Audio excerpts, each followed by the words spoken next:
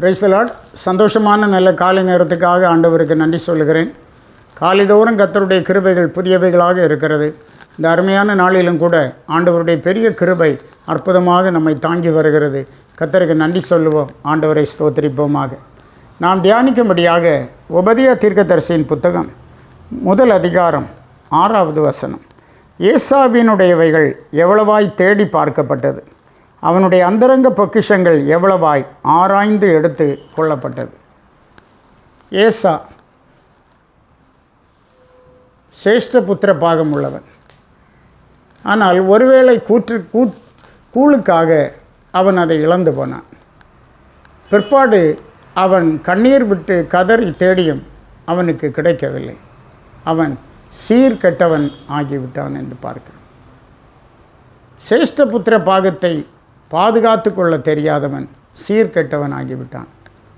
இன்றைக்கும் கூட நம்முடைய வாழ்க்கையிலும் கூட இந்த உலக பிரகாரமாக தேவன் நமக்கு எல்லா சம்பத்தும் கொடுத்திருக்கிறார். ஆவிக்குரிய தேவ பிள்ளைகளாகிய நமக்கு சேஷ்டபுத்திரமாக ரட்சிப்பை தந்திருக்கிறார். இந்த ரட்சிப்பை ஆண்டவருடைய பிள்ளைகளாகிய நாம் காத்து கொள்ளுகிறவர்களாக இருக்க வேண்டும். யூதர்களுக்கு ஒரு பழக்கம் இருந்தது. ஒரு தகப்பனாருக்கு 3 பிள்ளைகள் இருப்பார்களே, ஆனால் அந்த தகப்பனாருடைய சொத்தை 4ஆக பங்கு வைத்து மூத்தவனுக்கு 2 பங்கு கொடுக்க வேண்டும். கூடுதலாக கொடுக்கப்படுகிறதின் பெயர் தான் சேஷ்டபுத்திர பாகம்.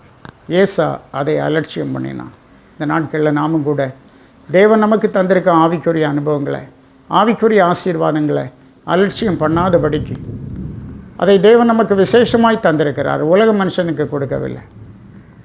ஆண்டவர் விசேஷமாய் தந்ததை அலட்சியம் பண்ணாதபடிக்கு, நாம் சீர்கெட்டவர்களாகி விடாதபடிக்கு அதை காத்துக்கொண்டு அதற்குரிய இம்பார்ட்டன்ஸை நாம் கொடுத்து இவ்வளோ பெரிதான ரட்சிப்பை குறித்து கவலையற்றிருப்போமானால் தண்டனைக்கு எப்படி தப்பித்துக் கொள்வோம் என்று சொல்லப்பட்டபடி அந்த ரட்சிப்பு பெரிதானது என்கிறதை நாம் உணர்ந்து கொள்ள வேண்டும்.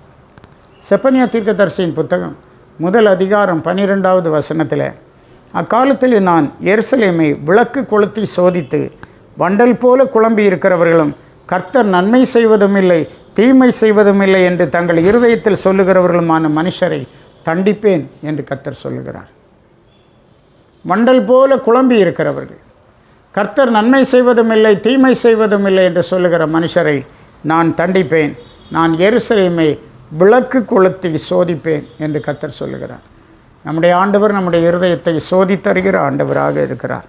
ஆகவே அதான் ஏசாவினுடையவைகள் எவ்வளவாய் தேடி பார்க்கப்பட்டது, அவனுடைய அந்தரங்க பொக்கிஷங்கள் எவ்வளவாய் ஆராய்ந்து எடுத்து கொள்ளப்பட்டது. தேவன் தேடி பார்க்கிறவர், சோதித்தருகிறவர், ஆராய்ந்து எடுக்கிறவர். ஆகவே ஒரு நவமான இருதயத்தோடு தேவனுக்காய் காணப்படுவோம். இந்த நாளிலே அப்படி ஒரு பரிசுத்தமான இருதயத்தோடு வாழ கர்த்தர் நமக்கு உதவி செய்வாராக. ஜெபிப்போம். வானத்துக்கும் பூமிக்கு ஆண்டவராக இருக்கிற அன்பின் ஆண்டவரே, நாங்கள் துதிக்கிறோம். ஆசீர்வாதமான இந்த வேலைக்காக கர்த்தருக்கு நன்றி சொல்கிறோம். உடைய திரு சமூகத்தில் வந்திருக்கிறோம். கர்த்தர் கண்பார் தெய்வ கிருபையால் நிரப்பும். உடைய பிள்ளைகளை ஆசீர்வதி, எல்லா நன்மையாலும் நிரப்பும். ஆண்டவரை துதிக்கிறோம். ஆண்டவருக்கென்று பரிசுத்த ஜனமாய் நாங்கள் காணப்பட கிருபைதார் பலப்படுத்தும். இயேசு மூலம் கேட்கிறோம் பிதாவே. Amen. Amen. God bless you.